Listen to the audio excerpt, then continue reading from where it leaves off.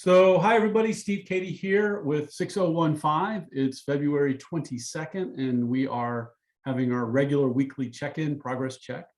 We're also incorporating special guests to come in and share their experiences as they relate to the topics and all our learning. We have alumni and other people that have shared with our class. So this continues to be a learning experience so that we can look at how this works, how we can translate what we're learning into practice, inspire us, and maybe help us with some tips for how to successfully do this and succeed in the class as well. So with that, we've got Carol Gorelick, and Carol will then go to Rob, and Rob's going to wrap us up. We got two guests, and then we'll come back and have some Q&A. So thanks, Carol. Thanks, Rob, for being here. And I am going to mute myself and pause the video, and Carol, jump on in. Thanks, Carol. This is a pleasure, and I want to build on what you always say, we're going to have fun. I want to start by telling you 3 assumptions that I'm making coming into this. The first one is you've read the chapter that Barbara Bunker and I wrote. So you're nodding heads. I'm assuming that's accurate. The second one is that you were there on Sunday. So I'm going to build on what the speaker spoke about on Sunday and assume you remember that. And I'm assuming that you're all practitioners in some aspect of this work, which is why you're in this class. So thumbs up if I'm right in those assumptions. Okay, so assuming that, I want to tell you 3 things. If you walk away with these 3 things, I will have felt I've given you my message. OD is a practice. It's not an end result. So you're always improving through formal and informal learning, and you're not in an MOD class by accident. You're looking to have mastery, and that's a lifelong process. Add change to that, and there's never an end place that you'll get to. Change is constant. And the unique piece of OD in my experience, in terms of other management disciplines, is that it always involves people at the individual and collective level. So the people part is central. So I was first asked to talk about the chapter, but I'm assuming you know the chapter, so I'm not going there. And the interesting thing about it, looking at these squares, is that Barbara Bunker and I wrote that from the perspective of pioneering, trailblazing women. And OD was historically a completely male field, which is what she wrote about. And for me, IT was a completely male field. And I got into it because I was given an aptitude test at AT&T, and they only hired women because programming was new, and it was looked at as the same career ladder as telephone operators who put plugs into switchboards. So how far we've come. And that was the same message that Barbara wanted you to have. So now going back to the weekend, I believe that Don Warwick's definition is really a good one, but I added a word. Organizational development is planned and collaborative processes for understanding, developing, and changing, I added, individuals, organizations, and communities to improve their health, effectiveness, and self-renewing capabilities. Because OD started for organizations, and the collaborative change piece that you're studying, and I believe Dr. Cady is the pioneer in this, is that the methods develop individuals, transform organizations, and revitalize communities. And that's the subheading of the Collaborative Change Library. And I think that's a very unique and important piece of where the field is going, because historically it was organizations. And as an aside that I find very rewarding, I had a lovely conversation with Cheryl this week. I hope I'm not embarrassing you. And her first question was, does this apply in communities? And that was why I added this piece. It applies everywhere. And for me, I want to give you my personal view of why it's relevant now, particularly now. Have you heard of the term VUCA? It's all over the management literature. And people don't realize that it's been around a long time. It was coined at the Army Staff College when they realized that war was never going to be the same as it was after the Cold War. And it wasn't battles anymore. It was going into situations that were volatile, meaning constant change, uncertain, complex, and ambiguous. And that's where VUCA came from.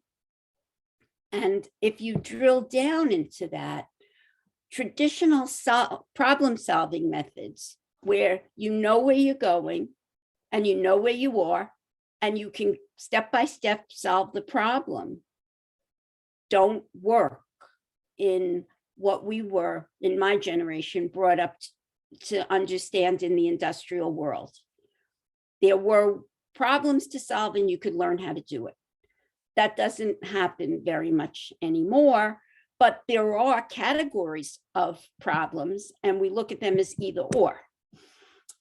OD and C skills are needed to integrate when it's complex and ambiguous. And it involves social technical systems, people, process, and technology within a culture, and practitioners who you represent, capacity builders, which in some ways you're probably learning to be, because if you learn these methods, you teach them to others. And you could also be consultants. And the third leg of that stool is being researchers so that you can report the information and use it to learn. So OD&C always starts with diagnosis, meaning you have to understand the context in the problem. It's grounded in conversation and dialogue, and it's inclusive, very significant, and collaborative. And so this word collaborative is totally central to the conversation about where is OD. So I'm going to build on what Frances told you about her Exxon story.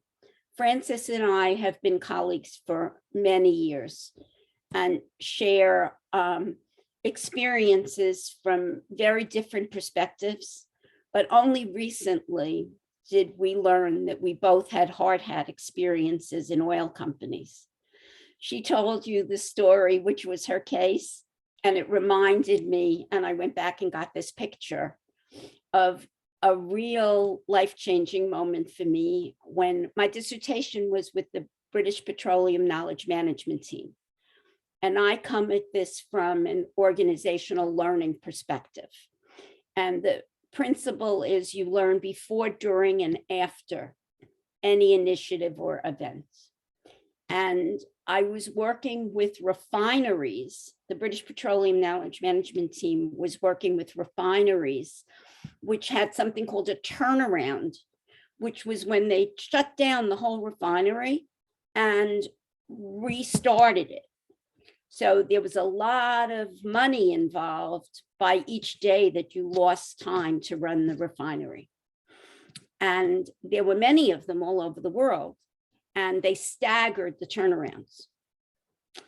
And the knowledge management team was charted with finding a way to take the learnings from one refinery to the next, because it was very unlikely that the same people would do a turnaround twice. And we were doing what you called a peer assist, and had people who had been there before in a room. And they were all levels. And one man who was named the Boilermaker said when they talked about a particular element in the process, he said it was do 6 steps and you would save all kinds of time. And the supervisor in the room said, "How long have you known that?" And the man said, "For the 20 years I've been here." And he said, "Why are we only hearing about this now?" And he said, "Because you never asked me before." And that's the point of collaboration and having the whole system in the room. And sometimes the senior people have never done the work. So you ask the person closest to the work. And to me, that's what OD is about. So I'm going to end with my hope for the future and my personal logo that's come out of all this work. And it's whatever is done has to have people, and you can see the people holding hands across whatever the 3 boxes are. And very often it's 3 boxes. And for me, it's 2 sets of boxes: people, process, and technology, which is what the knowledge management perspective of OD is, and bringing those 3 together within a culture. And it's bringing 3 constituencies together: professionals or practitioners at the organization or community level, capacity builders or consultants, and researchers who build the ongoing theory and make things better. And they're all in a web of inclusion, and that can be very colorful and have all different aspects to it. And you see the I, that's the knowledge that is always increasing. So I'm going to end with my picture and 2 quotes that have guided me. If I were given 1 hour to save the planet, I would spend 59 minutes defining the problem and 1 minute resolving it. That's very much what Francis tells us. But Albert Einstein said it. And people don't resist change. They resist being changed. And OD&C practitioners take that into account.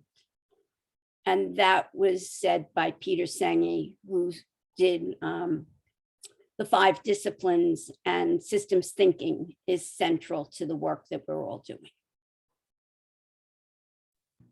Thank you, Carol. You're welcome. And if you had an image you wanted to share, you can share your screen to share it. Or you can put a link into the chat for people to go look at it if you have it on Google, but otherwise just share your screen if you want, because I think you meant to do that. Oh my goodness, I was so wrapped up that I didn't share my screen, but I will share my notes if anybody would like to have them. You can have Sure, them. share them. But I'll put my pretty image in that I was describing. Okay, let's do that because it's really nice, and thank you. I don't want to distract from your final point, so thank you. And what we'll do is, Rob, we'll turn it over to you and take 10, 15 minutes and share with us what your thoughts are. Thank you, Steve. I'll start, I guess, with a bit of background on who I am. So I'm an alumni of the 2019 EMOD cohort. I live in Brooklyn, New York. I have spent pretty much my entire career in the luxury retail sector. So at the time of the program, I was working for Moncler, which is an Italian outerwear company. And recently I switched to fine jewelry. So I work for Van Cleef & Arpels, which is a Richemont brand. I am the manager of retail operations for the Americas. So I oversee Canada, United States, Mexico, and Brazil in terms of anything when it comes to retail technology, policy and procedure, like retail finance, all that kind of stuff falls into my domain, which has been pretty exciting for me coming from my position before, which has been more localized in just the New York region. So a big, interesting scope there. My main focus currently, the work that I really do, so my title is manager of retail operations, but a lot of the work I do is focus on really technostructural changes within our organization. So if anyone is familiar with the luxury goods sector, it is traditionally very slow moving. Meaning, when it comes to technology in particular, a lot of luxury retailers did not have websites. We didn't have e-commerce until about 5-6 years ago, when the need was determined that if we want to meet our market where they are, brick and mortar retailer isn't just going to cut it. So we need to expand our scope a bit more. And we need to, kind of get out into the field and really, find where our clients are, because they can't always come to us. We need to go to them. And in luxury retail in particular, and especially fine jewelry, there's a lot of constraints in terms of how we can actually operate financially, and also shipping logistically through e-commerce. So a lot of my work has been currently focused on that and really expanding that scope. I think when it comes to collaboration and change, I'm a huge proponent of it. Liberating structures, game storming, or the change handbook are 3 books that I have on my desk that I reference all the time. I think whenever I go into a meeting, I always grab game storming and run in with it. I'm like, all right, what are we going to do? What are we going to talk about? Because truly, I do believe, and I think Carol said it as well. It's you have to have all the participants in the room. You have to have the people who are closest to the work there to really find out what's going on, what is the root cause of the problem. What are some creative ways that you maybe haven't looked at the problem, and just getting everyone's voices heard. So, I mean, I think some skills that you guys have probably learned in Steve's class so far, affinity diagramming, mind mapping, are all skills that, I practically use them every day. It is something that I find a lot of value in. It's very simple to, just grab a stack of Post-it notes, hand them out to people, just get their thoughts down on paper and throw them up against the wall and kind of see what patterns emerge. And from my experience, it's a really great way to gain insight from people who may not feel comfortable otherwise sharing their feedback, even when you ask them directly, what do you think? There's something about that energy in the room at that moment that really allows them to come to life and really allows ideas to flow a lot more naturally. I am kind of losing my train of thought here. Dr. Cady, Steve, is there any particular areas you want me to focus on from your course in particular? No, I think that was good. I think you shared a couple stories. I think we can pause and just have a general check-in about kind of what did you hear and what are some of your reactions, or maybe a question you have. And we can start with Lisa. Lisa, you pick someone to go next, and let's just kind of check in, because that was great, Rob. I think what you shared was really, really helpful. I'm still eating, but I was catching up because I was like in the dentist forever. Thank you. Lisa, you want to start, and then we'll go to someone else? Sure. So I definitely identify with what you just said, Rob. I am 20 years in software. Lisa, I can't hear you too well. Put your microphone up. Yep, I did. Sorry about that. I just said I identify with some of what you talked about, Rob. I'm about 20 years in the software industry, and it's particularly accountants. So as far as technology, they drag their feet as much as possible. But so what you talked about, I probably have done a ton more so in their offices as opposed to internally. So I'm really looking forward to with our team being able to do some of the things you're talking about, and potentially, since we're spread across the country, maybe doing some virtual whiteboards and having them be able to contribute, because we do have a ton of silence in our meetings right now. So I think that's the first thing that's resonating with me on my current work. And then I guess, Carol, just everything you were talking about also just aligns with what I've experienced in clients' offices, that we've oftentimes sometimes get the top leader out of the room and talk to the person who greets the first customer coming in, and they know the three things that they really need, but they just never communicate it to others. So I don't know that I have any great question right now. I just know that I'm really connecting to what you both have talked about.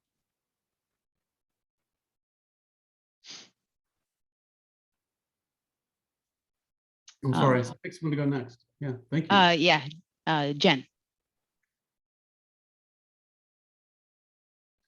Hi, I just got home, so I was driving most of the session, but I was listening in. I actually work in the IT industry for retailers. All of our clients are retailers.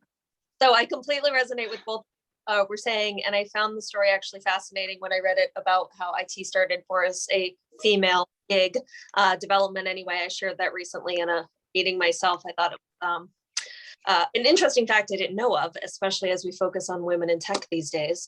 So anyway, I also have no specific questions. I'm just very inspired by the information you shared. I'm looking forward actually to seeing the notes, since I was driving and was trying to not die at the same time.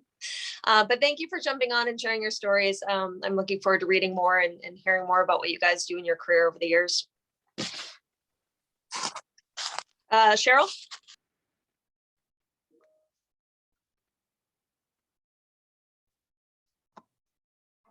Can you hear me?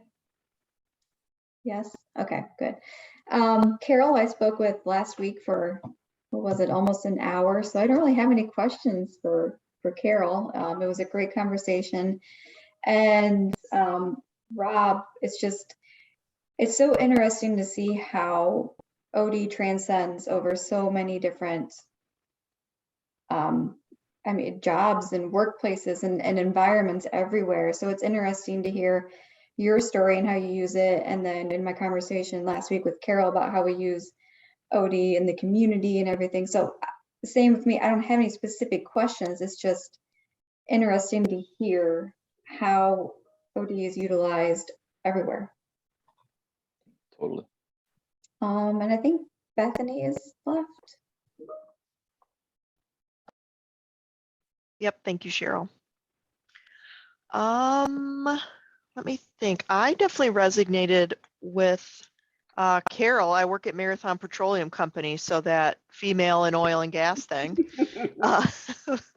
I purposefully stay away from our refineries just to avoid turnarounds. So like, that's when people are working like 18 hours a day, 7 days a week. Like, yeah, that's not my scene. So I'm here in the office. And yeah, I don't have any questions right now either. I do like, Carol, how you kind of elaborated and provided your own thoughts on what we started listening to during that Sunday call during residency. I wrote down a lot of notes here that I'll absolutely be referring to. So thank you both.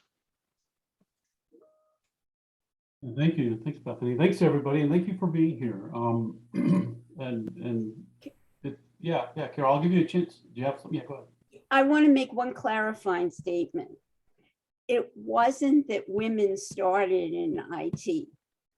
It was very unusual for women to be in IT, but it was how I started, because that little pocket said it's only women. Other than that, it was a man's world.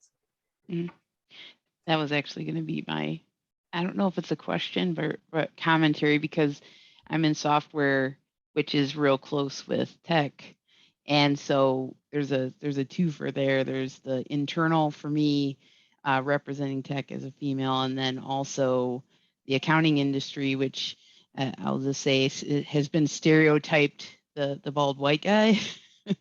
And so I've been in plenty of partners' offices when I was like in my 20s, and had to kind of go toe to toe to prove that you knew what you were talking about. So I'm just curious about any advice there, or how you approach some of those situations. I'd love to have a conversation with you.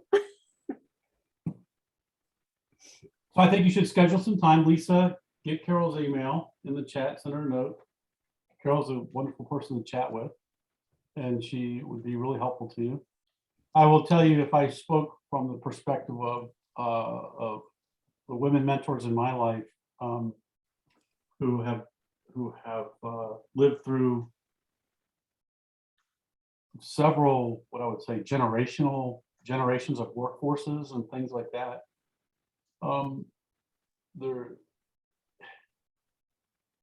They are just grounded, speak their truth. They're grounded and speak their truth. And Yeah. like that truth power concept that's out now, they speak their truth and they call it like they see it, and are fair about it. I think that's the key thing. And I think that and fairness can be defined in a lot of different ways, but they just have a fairness about themselves with all people. So yeah, I'm very, very grateful for you all being here. One thing I was going to just finish up and wrap up with, and then I'll give the last word to our two guests today, is that no matter where we sit, when we think of collaboration, we always believe that where we sit is the hardest place to collaborate. So if I'm in a for-profit company, I believe that for-profit is the hardest place to collaborate. Nonprofits are the easiest. If I'm in a small organization, I think small organizations are the most challenging places to collaborate. The big ones are much easier. If I'm in this or that, wherever I sit, and that's because that wherever we sit, collaboration is built on diverse voices being included. And we have spent the last 200-300 years developing the capability to work in an industrialized society that is now moving beyond that. And we had to train people to check their brains at the door. And in the sciences, it's called atrophy. Neuroplasticity is when your brain is really placid, it builds neural networks, it learns fast, it sees systems. Atrophy is on the other end, is what they call it. And that's a rigid, structured brain and a set of neural pathways. When you have that atrophy built through rows and aisles learning from K through 12, where you sit, talk at, raise your hand, and memorize and regurgitate, we have trained people to feel normal in the most abnormal and inhumane learning environment there is on the planet. Neuroscientists will tell you that when they do their lab rat experiments, they are now doing what's called rat enrichment for their lab rats. They're literally their lab rats. You know what lab enrichment is? What rat enrichment is? They put a wheel in there, they put some toys, they put a few rats together, they give them some different ways to problems to solve, and they get to socialize with some others. And they call that lab rat enrichment because rats before that were stuck in little boxes and like little box with nothing. And they did these experiments, and they found that they got better performance, and the rats lived longer, they could do more with them if they enriched them. He goes, you know what? It's not really enrichment. It's just it's putting rats back in what's normal to them. What we have done when we talk about employee enrichment, all we're doing is trying to give employee engagement. All we're trying to do is give back to society and to our workforces what we are humanly meant to be in, where we most thrive. So what does collaboration do? Wherever you sit, it feels abnormal, even though it's really normal. We have just learned to feel comfortable in an abnormal environment that's not conducive to being fully human. And diversity takes, inclusion requires a lot of skills. So it's no matter where we sit, it's hard because we're learning a whole new set of skills to be able to work together. And it's just hard, and it's just hard to, and the grass is always greener where? Over there. So, you know, so if the grass is always green over there, if we're collaborating, can't work here, only over there can it work. Can't work here, only over there can it work. You know, you hear a story of it worked. Well, the only reason it worked over there is because, Rob, you're in retail and it won't work in healthcare, or you won't work in here because it, you know, so we can rationalize it. So I leave you all with the notion that collaboration is really the most humane approach to getting work done. And that wherever you sit, it can work. It just takes time to unlearn and relearn, build more neuroplastic brains so that the brains can actually work like they were meant to work. And that means we have to get them loosened up, and that's our job. So Rob, Carol, you want to wrap up and say goodbye, and then we'll be done for today. Amen. Rob, any closing thoughts? No, I mean, I think you said it. Okay. Well, high five, Rob. So good to see you. I miss you. Haven't talked to you forever. You look like you're doing well, and you look happy. And he's also a fashion. He's also a fashion icon. He has the best fashion, like that T-shirt. Already has a cool little thing on the pocket. I want that T-shirt. Okay, I'll send you my size. He is super. It was great when you were in the program. Such a strength and a force for good in our class and our cohort. So thank you for that. And we're here, and I look forward to hopefully catching up with you in the future. And Carol, thanks. You're talking with me all the time, so I'll see you and we'll debrief on that. So everybody, thank you. Great cohort. I'm loving you all, enjoying the learning with you. Have a great rest of the day. We'll talk soon. Okay. Bye, everybody. Thank you.